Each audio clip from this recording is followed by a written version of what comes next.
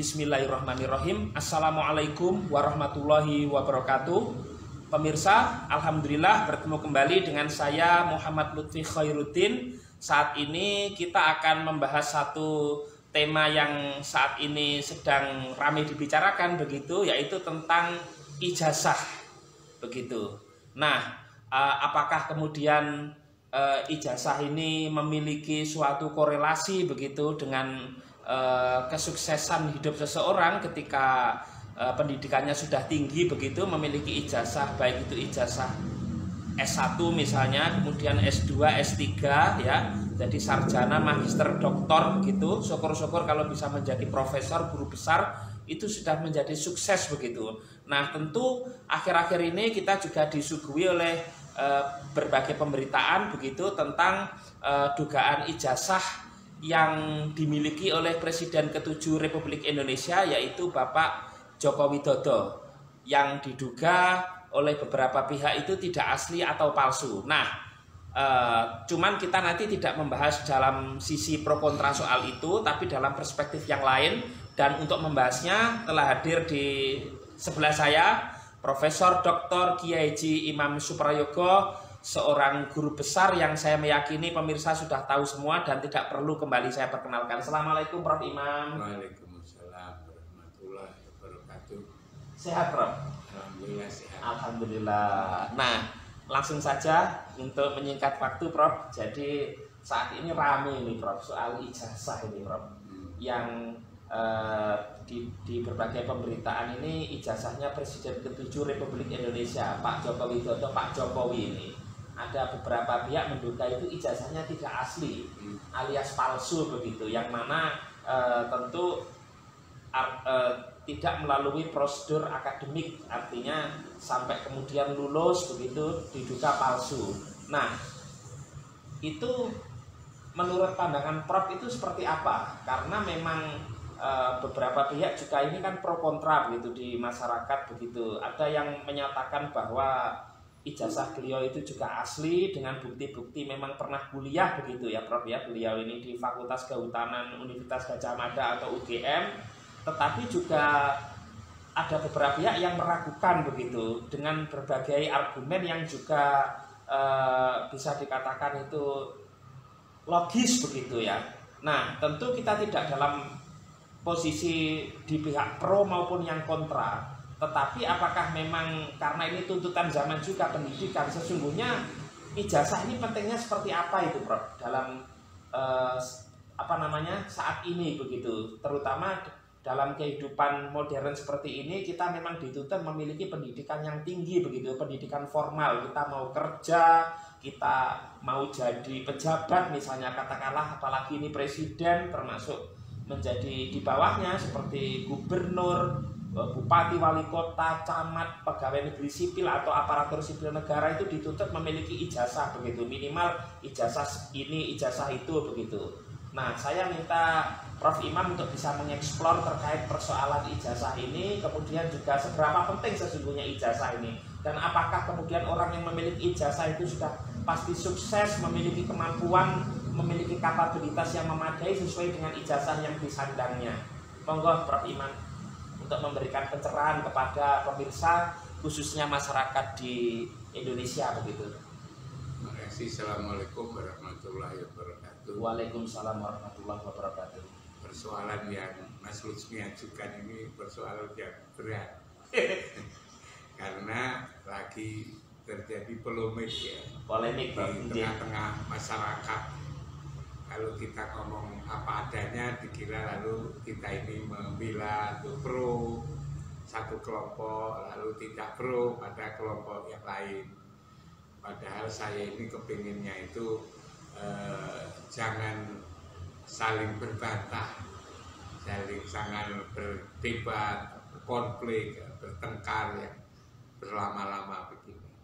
Banyak konflik, banyak bertengkar, berselisih, itu sebetulnya tidak akan ada hasil. Tidak ada hasil. Coba di mana ada pertengkaran, permusuhan lalu menghasilkan kemajuan di mana? Setahu saya kok tidak ada. Walaupun menang. Walaupun menang. kecuali menang menurut definisi Ronggo Warsito. Ronggo Warsito kalau katakan menang kan menang tanpa ngasorake, sugih tanpa bodo, ngluruk tanpa bolo, sekti tanpa aji-aji, kayukyung dening penggoyaning kautaman. Gitu kan? Kalau menangnya si Ronggo Warsito kan bagus, menang tanpa ngasorake. Artinya walaupun dia menang tidak merendahkan orang lain, tidak merendahkan yang kalah. Karena itu dalam konteks ini saya ingin mengatakan bahwa geger itu meributkan ya. Meributkan mantan presiden itu kan di Indonesia itu menjadi hal biasa. Iya. Karena itu jangan berkepanjangan gitu. Oh. Sebab mulai dari Pak Karno dulu, presiden pertama kan Soekarno. Bung Karno. Kan juga disalah-salahkan kan? Iya. Malah kan juga akan diadili kan waktu itu. Setelah tidak menjabat. Iya. Padahal beliau itu kan proklamator. Betul. Bahkan orang yang mengikut Soekarno kan dianggap sesuatu yang berpihak pada kelompok-kelompok yang menyimpang. Gitu. Soekarnois. Dianggap menyimpang. Nah, lalu diganti Pak Harto. Pak Harto kan juga begitu kan. Setelah tidak jadi presiden kan, iya bro, minta supaya diadili lalu macam-macam. Betul. Akhirnya proses hukum. Akhirnya setelah sekian lama kan juga di belakang mobil kan dikatakan enak zaman tuh kan ini. Enak zaman tuh. Ya, diganti dengan Pak Habibie. Betul bro. Pak Habibie pertanggungjawabannya tidak diterima kan gitu. Ditolak oleh MPR kan. Iya. Sehingga tidak bisa lalu mencalonkan lagi kan. Betul bro. Pak Habibie. Kurang apa bagusnya Pak Habibie? Oh, gitu kan. Teknokrat kan. Tapi juga masih seperti itu kan. Orang pintar itu bro. Lalu diganti Gus Dur kan. Gus Dur kan juga diberhentikan. Dilengsarkan bro. Betul. Diganti oleh Ibu Megawati. Betul bro. Kan juga disebut-sebut kesalahannya begitu banyak kan. Iya. Lalu diganti lagi Pak Yudhoyono. Betul. Apa Pak Yudhoyono lalu sepi dari problem kan? Banyak masalah. Ini juga dianggap masalah, banyak yang diomongkan kan di tengah masyarakat. Lalu diganti Pak Jokowi. Betul. Sehingga lalu kalau sekarang ribut perkara Pak Jokowi itu memang itulah presiden Indonesia. Oh. Selalu diributkan tatkala mengakhiri jabatannya. Kita punya 7 presiden, ternyata 7 itu juga dipersoalkan semua. Betul. Tentang sekarang itu ijazah palsu, ya memang itulah yang gampang disuarakan. Tapi umpama tidak ada ijazah palsu, mungkin juga ada lagi. Kalau biasanya kan yang dibahas itu sebelumnya kebijakan, bro. Kalau ini sudah identitas ijazah, begitu. Enggak, artinya itu memang yang mudah itu dengan gegeri perkara ijazah. Umpama tidak ada ijazah juga tidak sepi dari perbincangan kayak begini yang tidak menyenangkan begini. Iya. Mungkin ada juga yang lain. Tapi karena yang mudah itu ijazah, maka ijazah aja udah rame kan itu. Ya bro. Karena itu sebenarnya bangsa ini harus belajar. Senang belajar sejarah. Betapapun para presiden itu kan pilihan rakyat dulu. Iya bro. Nah pilihan rakyat artinya kan sudah sangat demokratis, sudah sangat legal gitu kan. Iya. Kalau namanya manusia itu ada kekurangan itu kan mestinya kan ya dia dipandang manusia sebagai manusia. Yang manusia itu selalu ada kekurangan dan juga ada kelemahan seperti itu.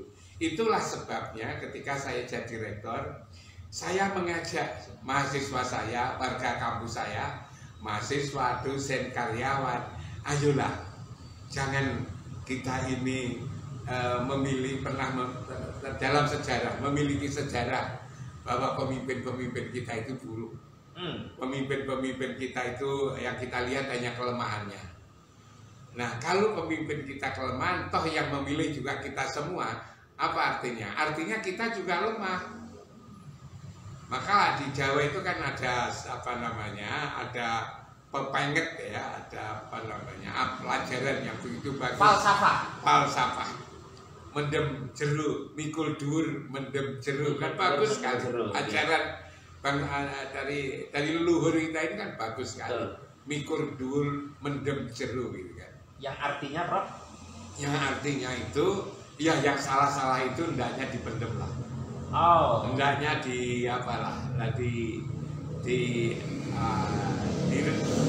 ditutupi lah, dipendem itu kan dikubur. Tapi kebaikannya aja untuk contoh pada generasi ke generasi. Artinya kekurangannya dimaklumi begitu. Iya, sebagai manusia. Sebagai manusia seperti itu. Makanya ketika saya jadi rektor, saya katakan tadi, walaupun pemimpin. ya, saya ketika saya jadi rektor, saya menghormati pemimpin bangsa ini. Nama-nama beliau kan saya jadikan nama gedung yang ada di kampus. Betul. Ada gedung Insinyur Soekarno. Betul. Ada gedung Soeharto, Jenderal Besar Muhammad Soeharto ya. Haji Muhammad Soeharto. Ya. Ada gedung Habibie, Sains Teknologi itu. Ada gedung Megawati Soekarno Putri. Iya, Abdurrahman Wahid dulu. Makan perpustakaan itu kan, perpustakaan besar yang 10.000 meter. Lalu kemudian juga gedung SBY, Susilo Bambang Yudhoyono. Nah, ketika Pak Jokowi ini kan, saya sudah tidak jadi rektor lagi. Betul. Seandainya saya jadi rektor ya tak kasih gunakan bagai nama gedung di kampus ini. Pasti digunakan oleh Prof. Walaupun ada polemik ini. Iya, tak gunakan. Pak Harto kurang apa polemiknya? Oh iya. Ya kan, kurang apa Pak Harto? Pak Harto masih orang pada membenci ya saja itu kan dijadikan nama gedung yang begitu besar itu. Betul. Nah, itu. Nah, karena itu untuk apa mananya? Mananya adalah saya ingin ngajak. Ya karena saya hanya pemimpin kampus, maka yang saya ajak ya sekampus itu. Oh. Sekampus itu saya tidak mau lalu ngurus-ngurus yang tidak seharusnya saya urus. Saya hanya ngurus apa yang ada di hadapan saya kan begitu. Tapi kan persoalannya begini Prof Imam. Masyarakat itu ingin pemimpin itu benar-benar perfeksionis yang sempurna, tidak ada kekurangan begitu. Walaupun itu manusia, artinya ada salah sedikit aja, ibaratnya seperti soal ijazah ini misalnya. Ini juga dianggap persoalan yang besar karena ini menyangkut pemimpin negara lagi. Harusnya pemimpin itu kan sempurna tanpa ada cacat begitu, Bro. Kalau kita mencari pemimpin tanpa cacat, tidak akan pernah mendapatkan pemimpin. Kalau Mas Lutfi kepingin istri yang sempurna dan iya, nikah karena wanita yang sempurna itu tidak ada. Iya, Bro. Kalau sampean ingin cari guru yang sempurna, maka sampean tidak jadi belajar. Karena guru yang sempurna itu di dunia tidak ada. Iya. Kalau sampean kepingin mencari pemimpin yang sempurna, maka sampean juga tidak akan punya pemimpin karena di dunia ini tidak ada pemimpin yang sempurna itu tidak ada. Kalau sampean kepingin cari murid yang sempurna itu ya tidak ada. Karena itu memang di dunia itu banyak hal yang sifatnya kepalsuan itu sebetulnya ada di semua. Mas Lutfi kan orang kampus, gitu kan pernah belajar ya, mulai dari SD, SMP, SMA, perguruan tinggi, S1 ya, sekarang lu S2, apa ada yang sempurna? Mau S3, apa ada yang sempurna? Kan tidak ada. Tidak ada. Kan kalau ada kata ijazah palsu itu, iya, Bro. itu sebetulnya kan ada di mana-mana. Oh. Mungkin secara formal dia tidak palsu, tetapi secara material bisa jadi palsu. Artinya tidak melalui proses. Artinya itu secara formal, secara prosedural dia sudah memenuhi semua syarat. Oh betul.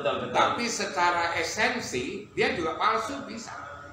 Contohnya misalnya banyak sekarang sarjana pertanian di Indonesia itu yang dikeluarkan dari kampus dari Aceh sampai Papua, pulang dengan membawa gelar insinyur pertanian S2 dan S3.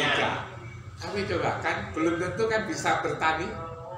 Iya, Bro. Berarti lalu ijazahnya secara substansi esensi kan palsu. Terus bertanam tanamannya banyak yang mati.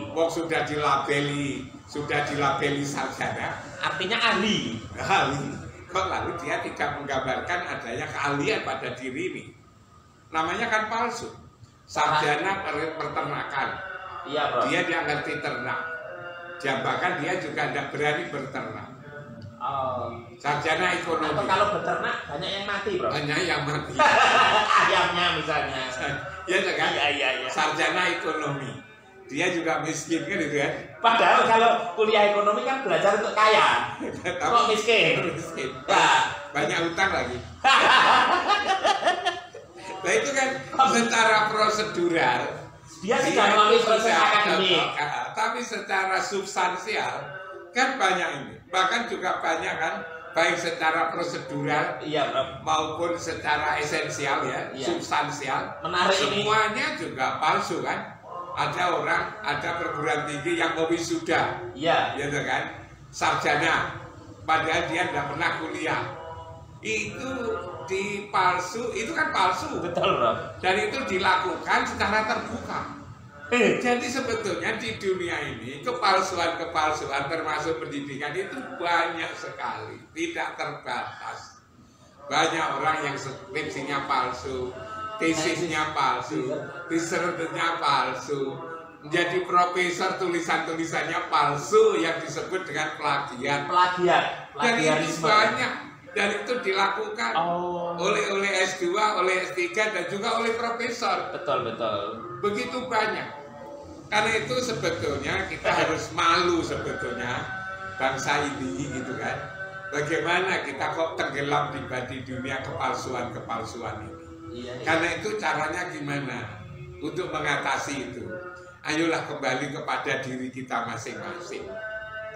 Kembali kepada diri kita masing-masing.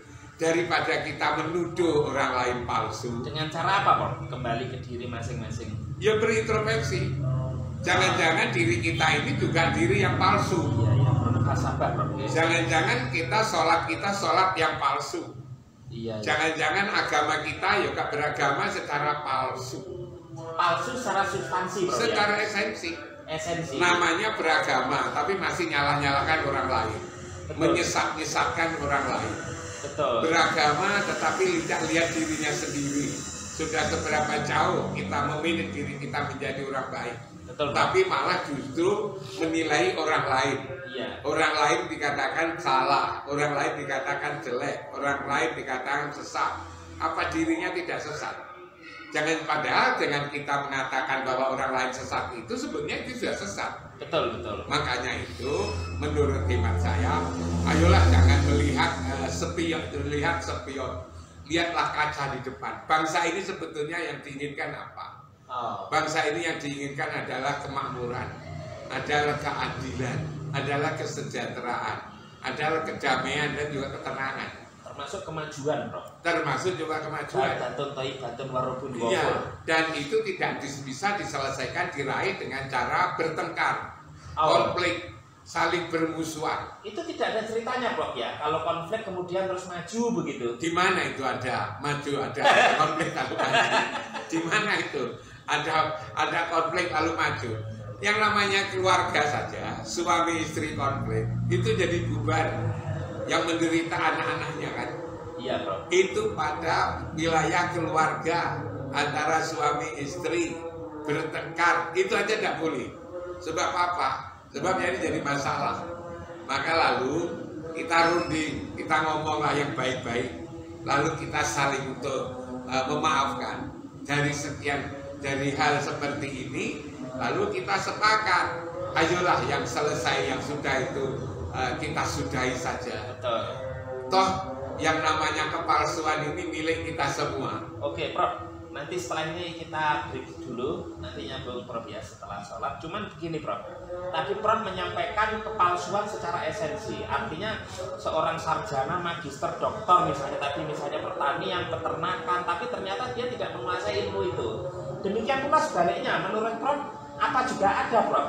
Dia bukan sarjana, dia bukan magister, bukan doktor, tapi ahli, Prof. Yang tidak sarjana saja sudah pinter, ya kan? Iya, Prof. Sebetulnya hakikat daripada sekolah itu apa? Kan akan pinter. Iya. Kalau pinter bisa menyelesaikan masalah. Betul, Prof. Nah, kalau dia sudah tidak sarjana, ya, sarjananya mungkin juga tidak hebat-hebat benar. Iya. Tapi bisa menyelesaikan masalah. Otodidak, Bro. Bahkan pengalamannya mungkin melebihi secara teoritis yang di bangku kuliah. Makanya itu esensi sekolah itu untuk apa sih sebetulnya? Kan untuk memintarkan orang supaya kita agar lalu tidak teratur, tapi semua ada yang bisa sudah pintar tanpa berdominis. sekolah itu, Bro. Ya kan harus kita hargai. Di kampus sendiri kan juga ada tuh penghargaan seperti itu. Orang yang namanya kan ada doktor honoris causa. Oh iya betul. Sehari-hari kan kita mendengar orang diberi doktor honoris causa, Betul. doktor honoris causa, kan begitu. Betul, Bro. Ya kalau orang itu tanpa sekolah sudah pinter, ya kita tinggal memberikan pengakuan aja. Pak Jokowi misalnya, katakanlah kalau saya buat contoh, sudah bisa memimpin bangsa ini 2 periode, Ya. 10 tahun. Jalan-jalan tol juga sudah dibuat. Umpama dia jalan tol gimana? Oh iya, Bro. Ya kan umpama tidak ada bandara, tidak ada pelabuhan, tidak ada bendungan, tidak ada macam-macam, lalu jadi apa kita ini? Artinya kebaikannya itu sudah kita rasakan kan? Artinya, mohon maaf, andai kata Prof sekarang masih memimpin perguruan tinggi, apa kemungkinan Prof beri dokter honoris causa? Beliau tak kasih gelar dokter honoris causa. Walaupun ijazah S1-nya dipolemikan. Iya. Karena saya mengakui prestasinya. Oh, sama betul. dengan saya menghargai Sinyo Harus Sarunaya. Sinyo Harus Sarunaya. Almarhum. Mendiang Gubernur Sulawesi Utara dan dubes di Filipina. Iya, perguruan tinggi Islam. Saya memberi gelar doktor honoris causa kepada seorang Nasrani. Nasrani non Muslim. Nasrani itu ya Muslim. Kontroversial itu kebijakan Prof itu. Artinya perguruan tinggi Islam memberi dokter pada Nasrani non Muslim. Itu dasarnya apa, Prof? Selain pengakuan itu? Kampus itu kan memberikan penghargaan kepada orang. Kampus ini tugasnya akan memintarkan orang, mencerdaskan orang. Tidak hanya untuk orang Islam, walaupun Ya, ini perguruan kan tinggi Islam. kita kan kemanusiaan. Islam itu kan kemanusiaan. J. Kenapa orang berprestasi lalu ditanya agamanya? Nggih, Prof. Iya kan? Iya. Beliau dulu juga ragu-ragu. Iya. Imam Pak Rektor sudah tahu saya, tahu Bapak kan gubernur gitu. Apa tahu bahwa saya itu beragama Kristen? Saya tidak ngurus. Saya ngurus orang berprestasi di negeri ini.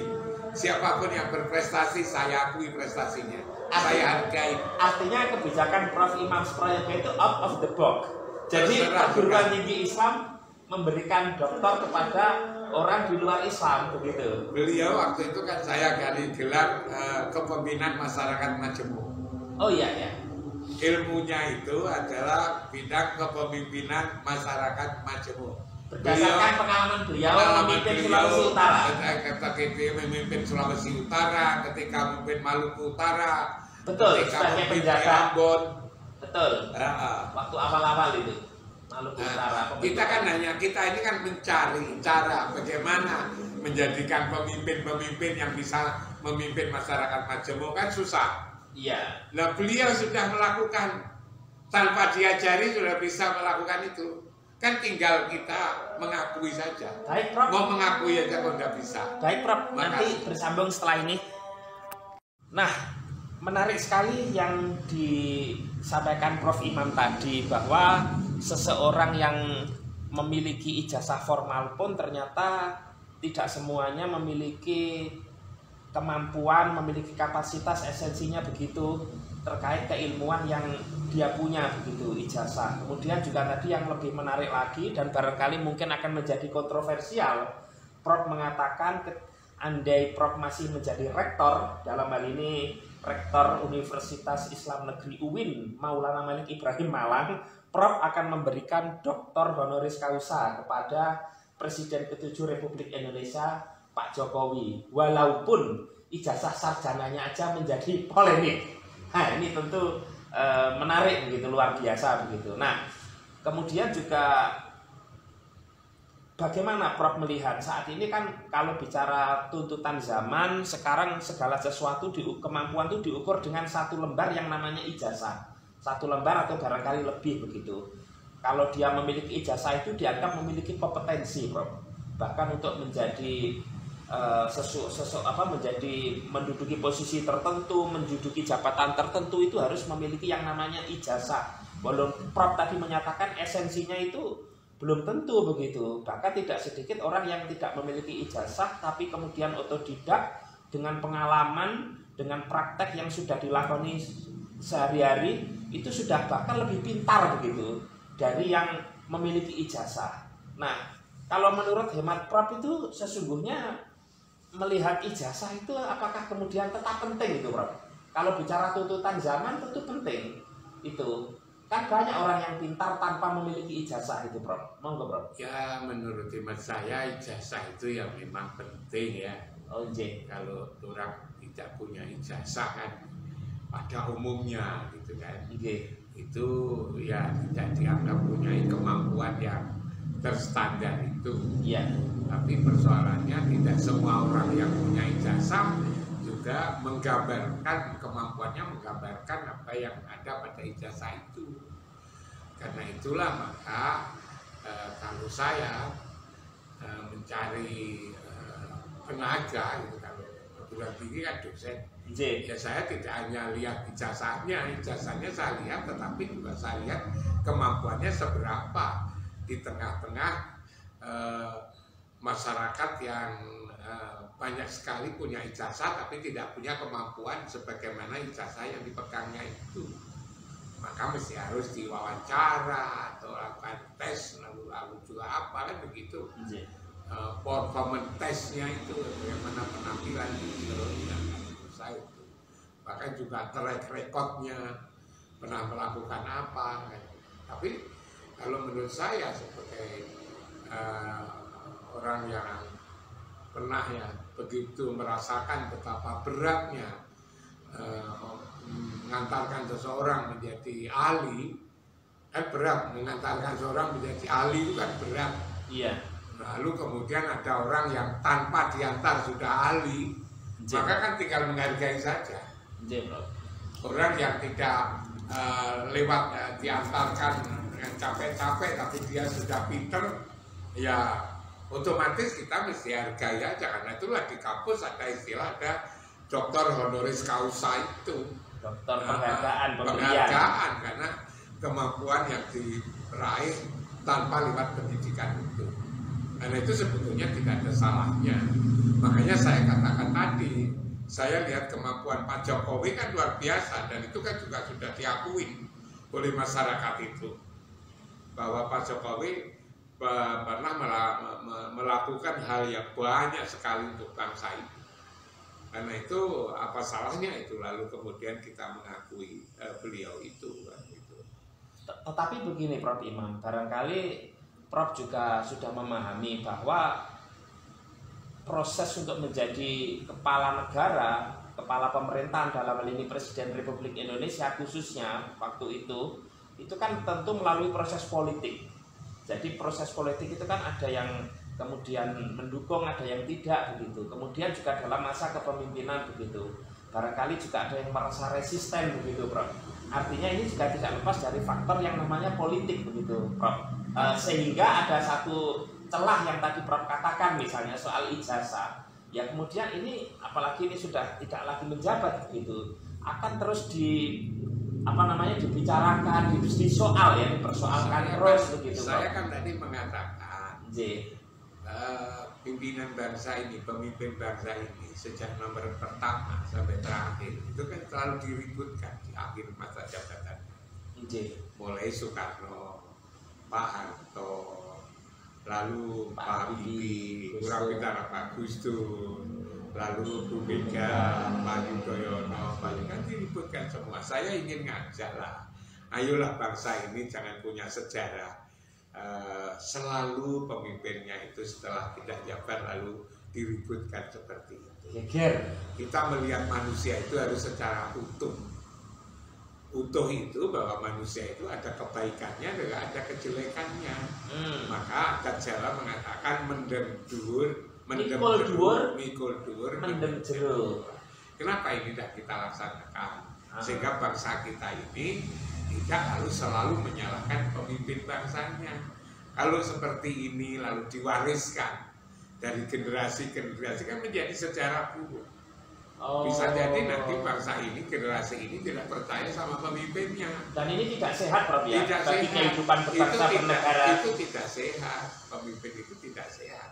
Kalau misalnya pemimpin sebagai seorang yang mempunyai kesalahan, itu adalah hal yang biasa, manusiawi, gitu kan. Tetapi kita juga harus ingat prestasi seseorang, mulai dari misalnya Pak Karno, Pak Harto, lalu Pak Habibie, dan seterusnya itulah. Saya sedih karena itulah sebenarnya saya katakan tadi, ketika saya menjadi rektor, saya ajak menghargai masyarakat yang saya pimpin, masyarakat kampus, perguruan tinggi. Caranya gimana? Nama-nama beliau itu saya abadikan menjadi nama-nama gedung. Dari situ maka saya ingin mengatakan dan ngajak kepada semua yang saya pimpin, ayolah kita menghormati para pemimpin. Jadi pemirsa, di gedung UIN Maulana Malik Ibrahim Malang itu nama-nama Presiden Republik Indonesia di masa kepemimpinan beliau Prof. Imam Suprayogo itu dijadikan nama gedung semua ya, Prof. Ya. Mulai Bung Karno, Pak Harto, Pak Habibie, Gus Dur, Ibu Megawati, Pak Susilo Bambang Yudhoyono, begitu, dan Pak Jokowi, Prof sudah tidak menjabat. Prof tidak melihat misalnya dulu ada kekurangan ini, kekurangan itu pada masa kepemimpinan beliau-beliau itu, Prof memberikan penghargaan ya. Saya ingin ngajak manusia, melihat manusia itu secara utuh ya.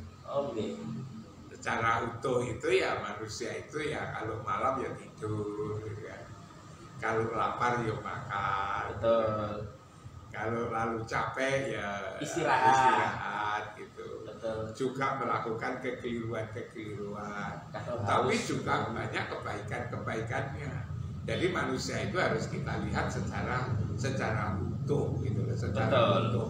Nanti kalau yang kita lihat itu jeleknya, maka kita tidak akan punya pemimpin. Tapi kalau ada misalnya, Prof, ada satu masyarakat yang di masa kepemimpinannya itu barangkali tidak ada masalah, no problem begitu, tidak ada resistensi. Tetapi ada satu orang atau sekelompok begitu, golongan yang ketika masa kepemimpinan seorang pemimpin itu dia ada resistensi, Prof, merasa dirugikan misalnya. Nah, untuk yang seperti ini apa nasihat Prof sesungguhnya? Kita itu kan, karena tidak ada pemimpin yang sempurna, tadi Prof menyampaikan. Kita kan sudah diajari yang namanya demokrasi. Demokrasi itu sebetulnya kan sadar bahwa di tengah-tengah masyarakat itu tidak pernah ada yang sama. Ada yang berbeda-beda. Betul. Tapi yang kita hargai siapa? Yang kita hargai yang diakui oleh masyarakat yang paling banyak, kan begitu. Kita jadikan pemimpin. Kalau yang sudah semakin banyak sudah mempercayakan untuk jadi pemimpin, nah kenapa? Toh di dalam perjalanan kepemimpinan kan juga ada, boleh saja kan orang menyampaikan pandangan-pandangannya, pendapat-pendapatnya. Masyarakat demokrasi kan akan menghargai pandangan seseorang. Dan suka tidak suka itu biasa, Bro? Suka tidak suka hal yang biasa menurut dalam demokrasi itu. Lumrah ya? Lumrah. Karena sadar menjadi manusia itu. Iya. Apa yang salah kan gitu. Soal misalnya. Kalau tujuan politik ijazah itu untuk mencari kebenaran, kejujuran misalnya. Yang berhak mengeluarkan ijazah itu siapa? Kalau sarjana, magister, dokter, perguruan tinggi. Perguruan tinggi itu kan perguruan tingginya mengatakan apa? Kalau perguruan tinggi mengatakan itu legal, itu sah, itu asli apa coba? Tapi dianggap tidak percaya, Bro. Wah, pasti ini ada kong kali kong, ada apa namanya, gaya desain begitu, nah, Prof Imam. Yang tidak percaya, yang perlu ditanyakan itu atas dasar alasan apa itu tidak percaya. Itu sudah begitu dinyatakan oleh orang yang berwenang, kewenangan untuk mengeluarkan ijazah, bahwa itu memang asli, ya kan? Kuliah selesai lalu dapat ijazah, yang mengeluarkan itu loh. Berarti kan kita itu lalu tidak percaya kepada institusi lembaga pendidikan tinggi yang bernama Universitas Gadjah Mada, perguruan tinggi milik pemerintah, milik masyarakat, milik negara yang sangat senior. Kenyataannya sebagian masyarakat atau orang tidak percaya memang Prof di dalam berbagai pemberitaan Prof. Ya kalau itu dalam pemberitaan, ya toh kan. J. Tetapi kan rektornya sendiri kan juga mengatakan bahwa itu sudah sah. Oh, J. Kalau rektornya yang punya kewenangan untuk mengatakan, yang punya dokumen loh ya. Betul. Kita itu percaya kepada omongannya orang yang berseliweran di luar sana, atau kita percaya kepada institusi yang itu dipercaya oleh pemerintah. Oke Prof. Akhirnya kita tertarik juga Prof ya pada polemik ini pro kontra soal ijazah ini. Oke, sebagai penutup barangkali Prof ada pesan begitu kepada masyarakat terkait polemik ijazah ini Prof, termasuk barangkali sebenarnya kalau bicara ijazah, dugaan ijazah palsu, bukan ijazah palsu Prof ya, dugaan ijazah palsu itu kan tidak hanya kepada Presiden ke-7 Republik Indonesia, tapi sesungguhnya banyak. Cuman karena ini public figure begitu sehingga rame Prof Imam. Nah, pesan Prof kepada masyarakat terkait soal ini, bagaimana menyikapi persoalan ijazah, terus bagaimana sesungguhnya bahwa bangsa ini itu apapun itu pendidikan kita itu kan harus maju itu Prof. Karena esensinya sesungguhnya ijazah itu dikeluarkan seseorang harus benar-benar mampu memiliki kapasitas, kapabilitas sesuai dengan jurusan satu lembar yang dia punya. Tapi kenyataannya kan tidak. Monggo Prof Imam untuk mengakhiri polemik seperti ini itu hemat Prof seperti apa? Karena walaupun kita bilang sudahlah tidak usah rame, tapi ya tetap rame walaupun nanti pada akhirnya juga akan ada anti klimaksnya. Monggo Prof. Ya kalau menurut saya kita ini harus mencintai bangsa Indonesia ini. Bangsa ini harus kita cintai. Bangsa ini berada di merupakan kepulauan yang sedemikian indah. Dari Aceh sampai Papua, berpulau-pulau, berbangsa-bangsa, bersuku-suku, yang itu lalu atas karunia Allah, anugerah Allah kita bisa bersatu seperti ini. Ini adalah sesuatu yang luar biasa indah. Maka menurut hemat saya ini harus dirawat. Dirawat tidak saja sampai sekarang, tapi juga sampai nanti akan datang anak cucu kita ini. Maka menurut hemat saya, yang kita perlukan bangsa ini apa? Yang kita perlukan bangsa ini kan adalah kemakmuran, keadilan, kebahagiaan, kesejahteraan, ya kedamaian. Itu kan intinya kan di situ. Masyarakat yang majemuk tetapi memerlukan apa yang saya sebutkan tadi, mesti harus kita rawat bersama. Tentang ada kekeliruan, ada kesalahan, macam-macam itu adalah hal yang lumrah ya, ya bolehlah orang lalu mengatakan ragu itu ya tidak ada salahnya, lewat jalan hukum itu lewat salahnya, tapi jangan berlebih-lebihan sampai mengorbankan perjalanan kehidupan bangsa ini. Lalu misalnya ada sesuatu yang dusta, sesuatu yang palsu. Agama saja juga bisa dipalsukan. Agama saja juga bisa didustakan. Aro'aital ladzi yukadzibu bid-din. Tahukah kamu orang-orang yang mendustakan agama? Alladzi Fadzalikal ladzi yad'ul yatim wa la yaqutu ala ta'amil miskin. Nah, kalau dilihat dari situ kita ini kan juga pendusta-pendusta agama kan. Iya kan? Tidak hanya mendustakan ijazah, tapi juga mendustakan agama gitu. Karena itulah maka saya ingin ngajak bangsa ini untuk menghadap ke depan adalah jangan terlalu melihat ke belakang, nanti menjadi ketubruk dan tidak ada gunanya sebetulnya.